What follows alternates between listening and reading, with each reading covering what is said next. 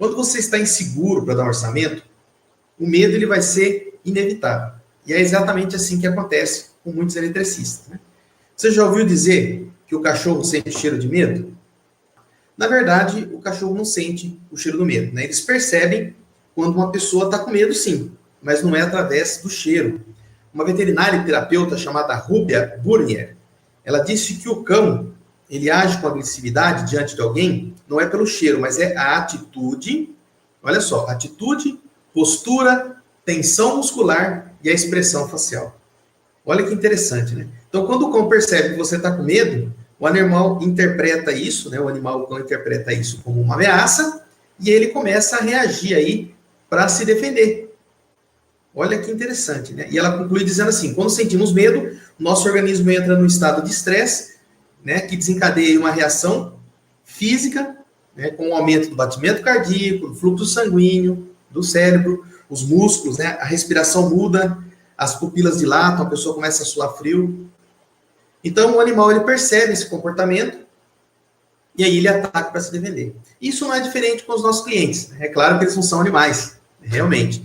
Porém, as pessoas percebem, elas percebem quando a gente está inseguro, né?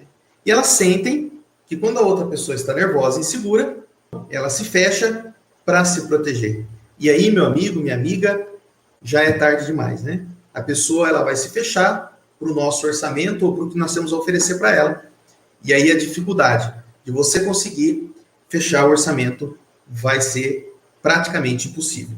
E aí a pessoa vai te falar, bom, depois eu te ligo, eu vou pensar direitinho e te dou um retorno. Então, como que a gente pode vencer a insegurança? Primeiro passo, a gente tem que analisar as características e o comportamento de uma pessoa insegura. O que acontece quando uma pessoa é insegura? Ela demonstra, né, algumas atitudes na fala, no que como ela conversa, o que ela está expressando. Vamos ver algumas principais dessas características que estão relacionadas com medo na hora de dar orçamento? As características são muitas que demonstram insegurança.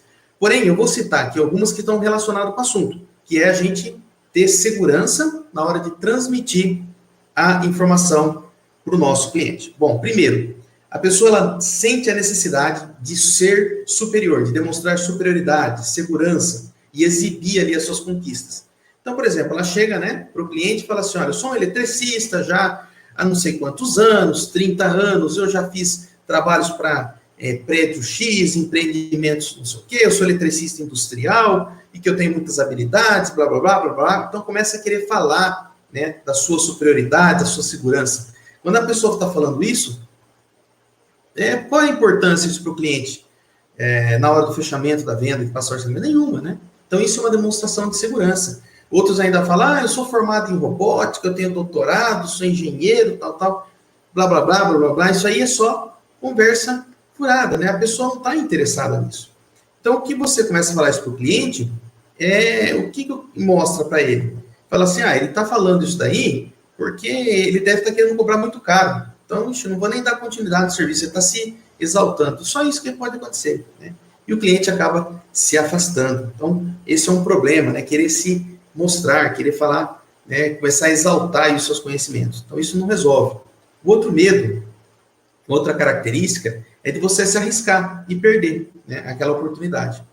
Então, por exemplo, você pode falar, poxa, se eu não fechar agora, eu vou perder esse serviço, o que eu vou fazer? Né, eu preciso fechar. Então, quando você fica com isso na sua cabeça, né, se preocupando que não vai conseguir fechar o orçamento, vai só trabalhar ao contrário de você, né? Então, você não vai conseguir ter segurança, e o cliente vai perceber isso, vai ver que você está estranho, e vai acabar se fechando, né? Que é a reação normal do ser humano, e isso é inconsciente. Um segundo ponto é ser perfeccionista demais e excessivo, né? Então você fica, poxa, não está bom orçamento, devia ter pensado melhor, devia ter calculado melhor, né? Será que se eu tivesse preparado uma documentação melhor?